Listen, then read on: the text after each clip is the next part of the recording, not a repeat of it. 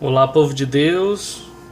Hoje, sem muita conversa, vamos continuar o capítulo 7 de Mística Cidade de Deus, primeiro tomo, que é o primeiro livro, capítulo 7. Vou mostrar aqui, ampliar um pouquinho para vocês aqui. Pronto, deu para ver. Vou só mostrar essa imagem aqui na frente para vocês. E como sempre, para nós não perdemos o foco de Deus, vamos começar com em nome do Pai, do Filho e do Espírito Santo. Amém.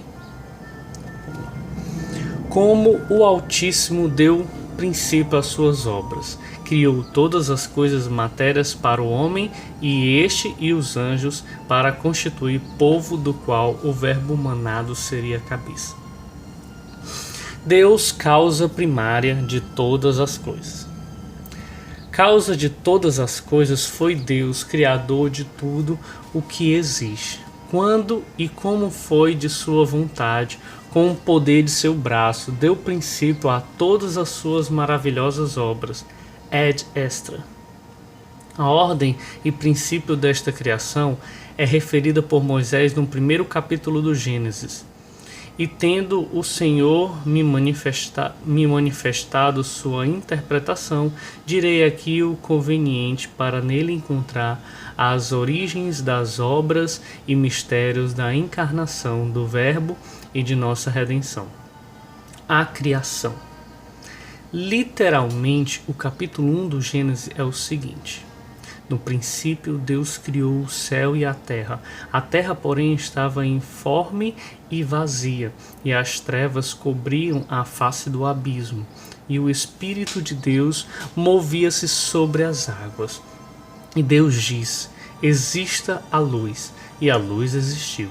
E Deus viu que a luz era boa, e separou a luz das trevas. E a luz chamou dia. Nesse primeiro dia, diz Moisés, no princípio criou Deus o céu e a terra. Este primeiro é aquele no qual, como saindo de seu ser imutável, o poderoso Deus começou a plasmar, fora de si próprio, as criaturas, fora de si próprio, o poderoso Deus, me perdi. O poderoso Deus começou a plasmar fora de si próprio as criaturas. Então esta principiaram a possuir o ser em si mesma, e Deus começou a recriar-se em suas obras adequadamente perfeitas.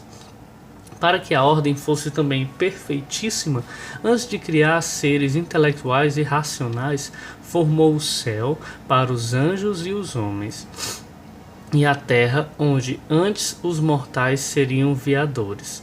Tão proporcionados a seus fins e tão perfeitos são esses lugares que diz Davi: os céus publicam a glória de Deus e o firmamento e a terra anunciam as obras de suas mãos. O céu, com sua formosura, manifesta a magnificência e a glória, porque nele está reservado o prêmio preparado para os santos.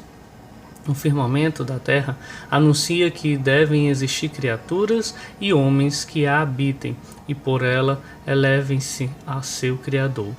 Antes de criá-los, quer o Altíssimo preparar-lhes o necessário à existência que lhes destinara, para que, de todos os modos, se sentissem obrigados a obedecer e amar seu Criador e benfeitor, e através de suas obras conhecessem seu admirável nome e infinitas perfeições, dia e noite. Diz Moisés que a terra estava vazia, não referindo o mesmo do céu, porque neste Deus criou os anjos no momento que o escritor descreve. Disse Deus: faça-se a luz, e a luz foi feita. Fala não é só da luz material, como também das luzes angélicas, intelectuais. Se não fez mais clara menção dos anjos, designando-os apenas sobre esse nome, foi por causa da inclinação dos hebreus em facilmente atribuir divindade a qualquer coisa de menor apreço que os espíritos angélicos. Além disso, foi muito apropriada a metáfora da luz para representar a natureza angélica e misticamente a luz da ciência e graça com que foram iluminados em sua criação. Juntamente com o céu empíreo, criou Deus a terra e em seu centro o inferno. Naquele instante em que foi criada, ficaram no meio deste globo, por divina disposição, extensas e profundas cavernas para inferno, limbo e purgatório. Ao mesmo tempo, no inferno foi criado fogo material e as demais coisas que agora ali servem de suplício aos condenados. Logo repararia o Senhor a luz das trevas, chamando-a a luz dia e as trevas noite. Não sucedeu isto só entre a noite e o dia naturais, mas também entre os anjos bons e maus. Aos bons deu a luz eterna de sua visão, chamando-o dia eterno, e aos maus chamou noite do pecado, sendo lançados nas eternas trevas do inferno. Deste modo, podemos entender quão unidas estiveram em Deus a misericordiosa liberalidade de Criador e a retíssima justiça de Juiz. Criação dos anjos. Foram os anjos criados no céu empíreo, em graça, para com ela adquirirem méritos que precedessem a recompensa da glória, ainda que se encontravam no lugar desta glória. Não lhes fora dada a visão de Deus, face a face, até que a mereceram pela graça, os que se mostraram obedientes à vontade divina. Deste modo, estes santos anjos, como os demais apóstatas, permaneceram muito pouco tempo no primeiro estado de viadores. Sua criação, estado de provação e término dele realizaram-se em 3 instâncias, ou mórulas, separadas por algum intervalo em 3 instantes. No momento foram todos criados e adornados com graça e outros dons, formosíssimos e perfeitas criaturas. A este instante seguiu-se a mórula, na qual a todos foi apresentada e ordenada a vontade de seu Criador e lei para observarem. Reconhecendo-o por Supremo Senhor, preencheriam o fim de sua criação. Nesta mórula, instância ou intervalo, travou-se entre São Miguel com seus anjos e o dragão seguido dos seus, aquela grande batalha descrita por São João no capítulo 12 do Apocalipse. Os bons anjos, perseverando na graça, mereceram a fidelidade eterna, e os desobedientes, insurgindo-se contra Deus, mereceram o castigo que sofrem. Queda dos maus anjos, perseverança dos bons. Nesta segunda mórula, tudo poderia se ter passado muito depressa, de acordo com a natureza angélica e poder divino. Entendi, porém, que a piedade do Altíssimo deteve-se em com alguma espera lhes mostrou o bem e o mal, a verdade e a falsidade, o justo e o injusto, sua graça e amizade, a malícia do pecado e a inimizade de Deus, o prêmio e o castigo eterno, a perdição de Lúcifer e seus seguidores, o inferno com suas penas. Viram eles todas essas coisas como são em si mesmas, com o conhecimento de sua tão superior e excelente natureza, de maneira que, antes de perder a graça, viram claramente o lugar do castigo.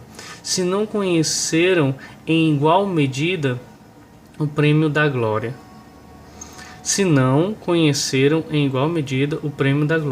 Tiveram dela outra notícia, e a promessa expressa do Senhor, com que o Altíssimo justificou sua causa, agindo com suma equidade e retidão.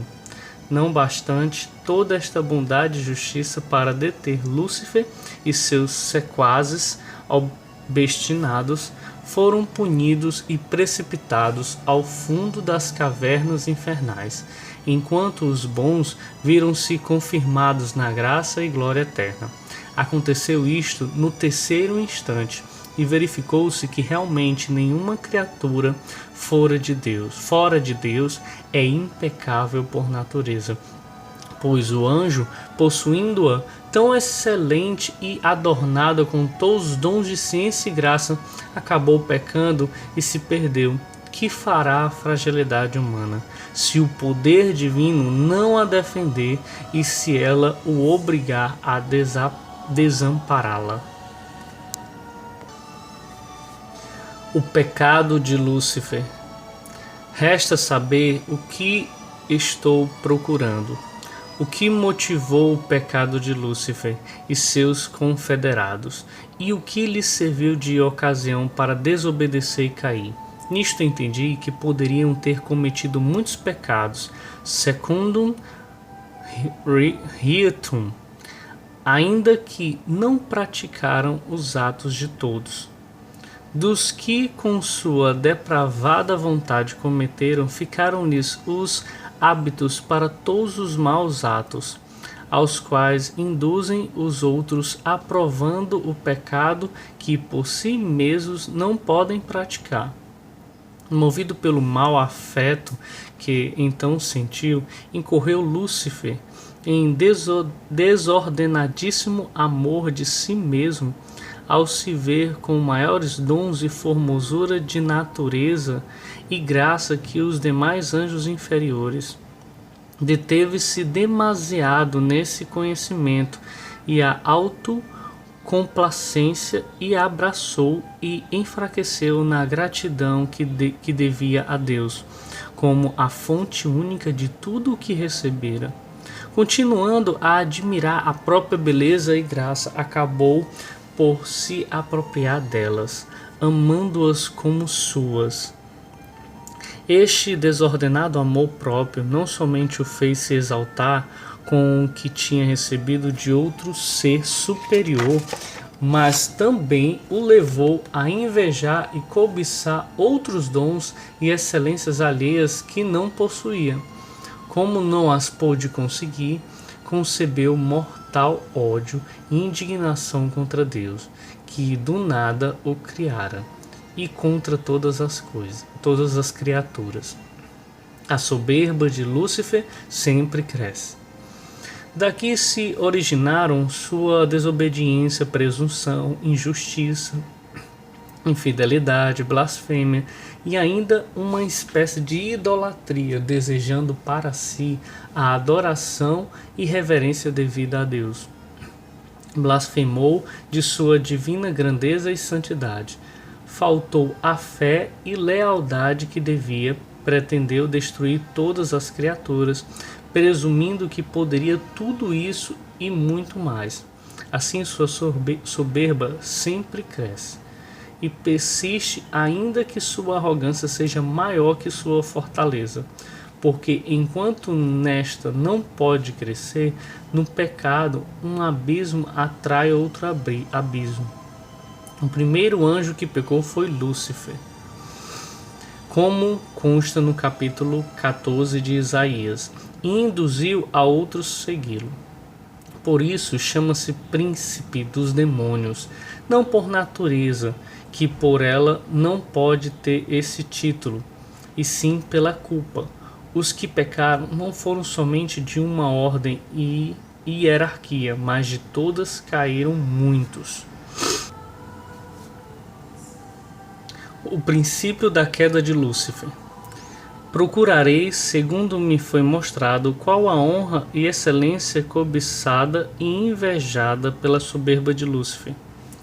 Como as obras de Deus, a justiça, peso e medida, antes que os anjos pudessem inclinar-se a diferentes objetivos, determinou sua providência manifestar-lhes imediatamente depois de sua criação o fim para o qual os havia criado de natureza tão elevada e excelente.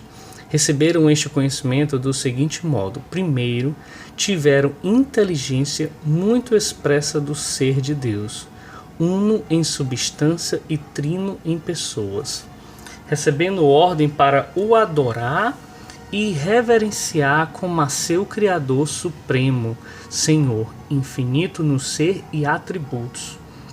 A este mandato submeteram-se e obedeceram todos, mas com alguma diferença. Os anjos bons obedeceram por amor e justiça, sujeitando-se de boa vontade, aceitando e crendo o que estava além de sua capacidade e obedecendo com alegria.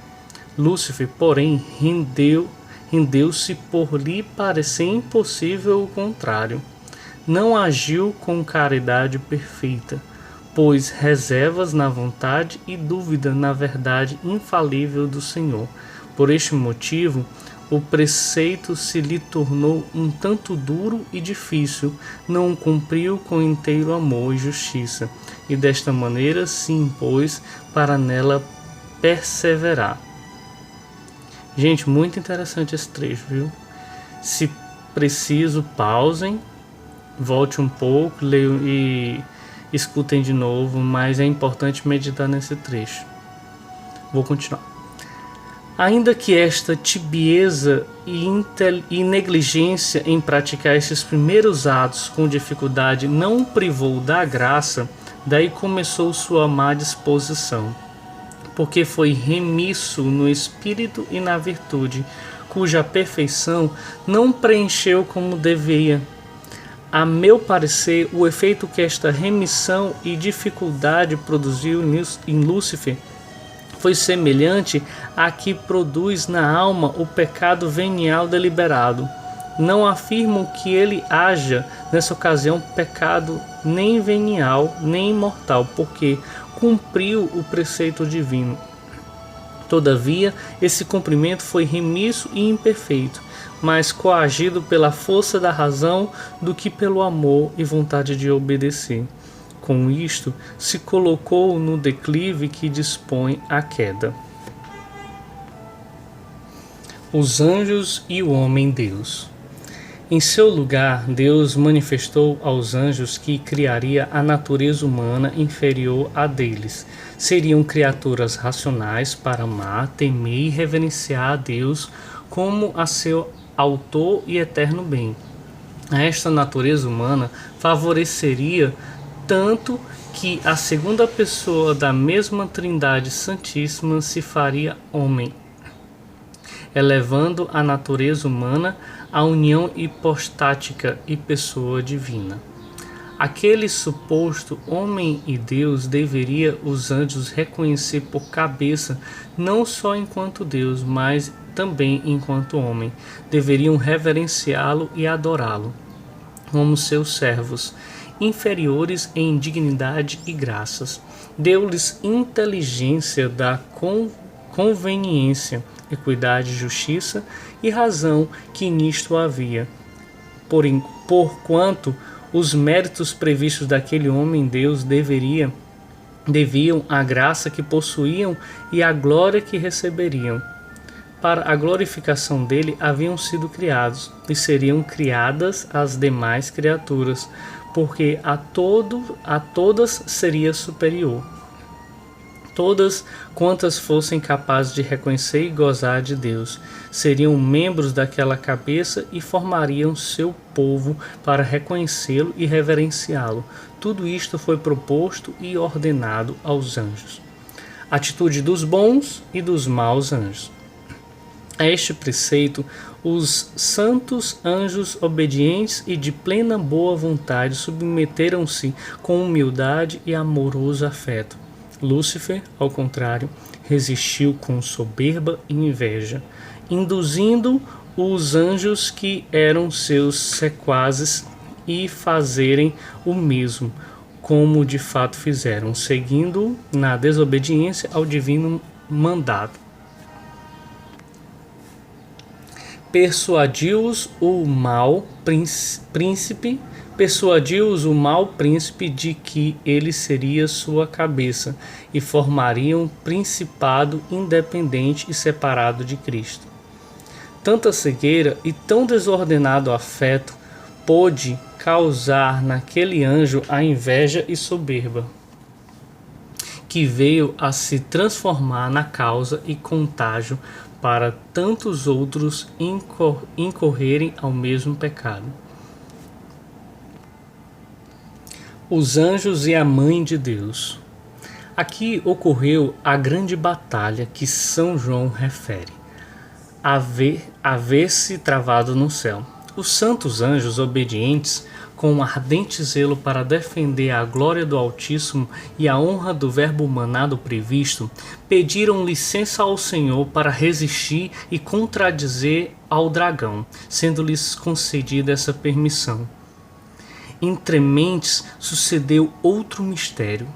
Ao ser proposta a todos os anjos a obediência ao Verbo humanado, foi-lhes apresentado o terceiro preceito. Superior a eles existiria também uma mulher, em cujas entranhas tomaria carne humana e o unigênito do Pai. Esta mulher, rainha deles e das demais criaturas, nos dons da graça e glória se elevaria acima de todas, tanto angélicas como humanas. Os bons anjos, obedecendo a este preceito do Senhor, cresceram e se aperfeiçoaram na humildade, aceitando-o, louvando o poder e os arcanos do Altíssimo.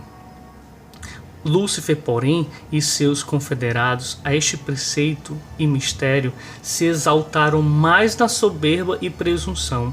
Com desordenado furor, apeteceu para si a excelência de ser cabeça de todo o gênero humano e das ordens angélicas, e se isto deveria realizar-se mediante a união hipostática, fosse ele a recebê-la.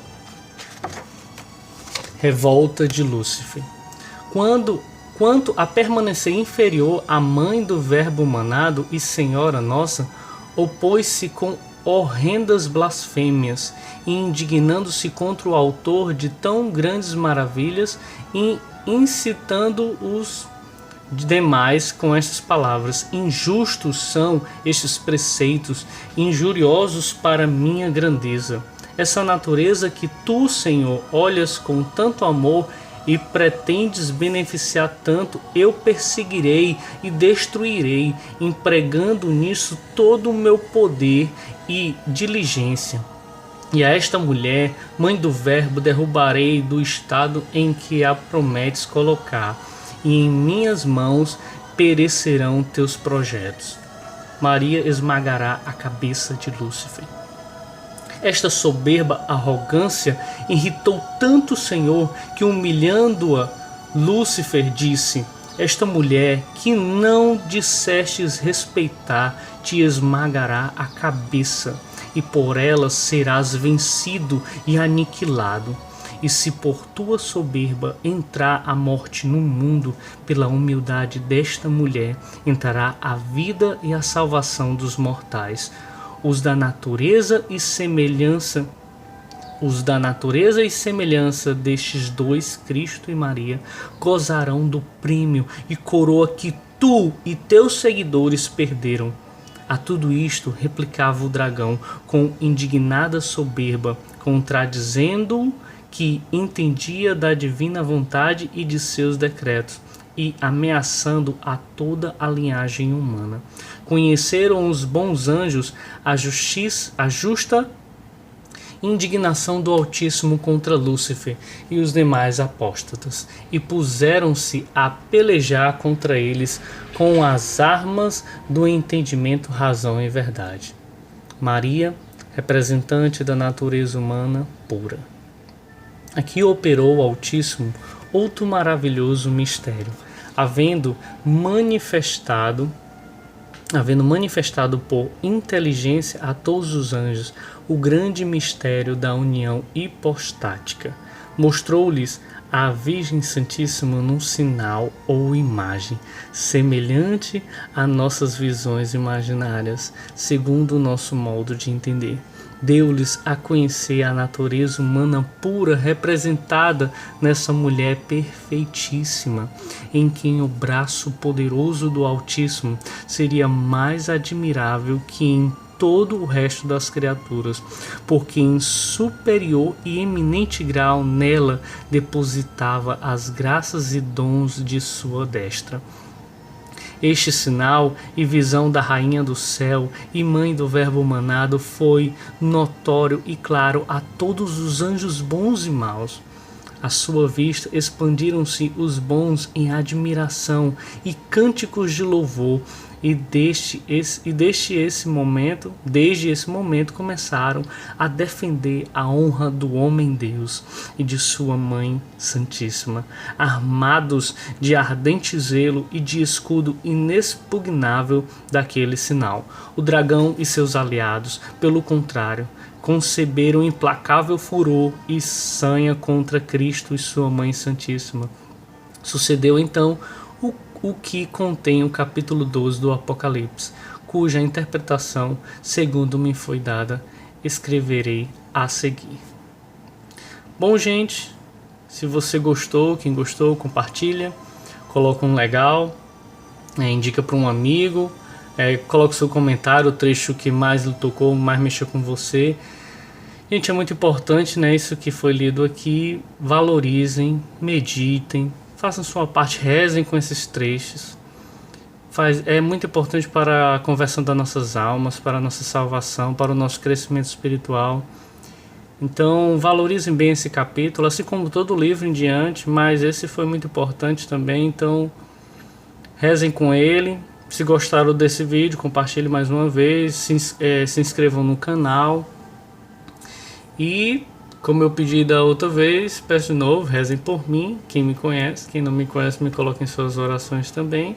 Se for da vontade de Deus, se Deus permitir que eu continue esse livro até, eu continuarei. Se não, que ele venha mostrar a vontade dele, né? Acima de tudo está a vontade de Deus. Vamos obedecer. Então, em nome do Pai, do Filho e do Espírito Santo. Amém.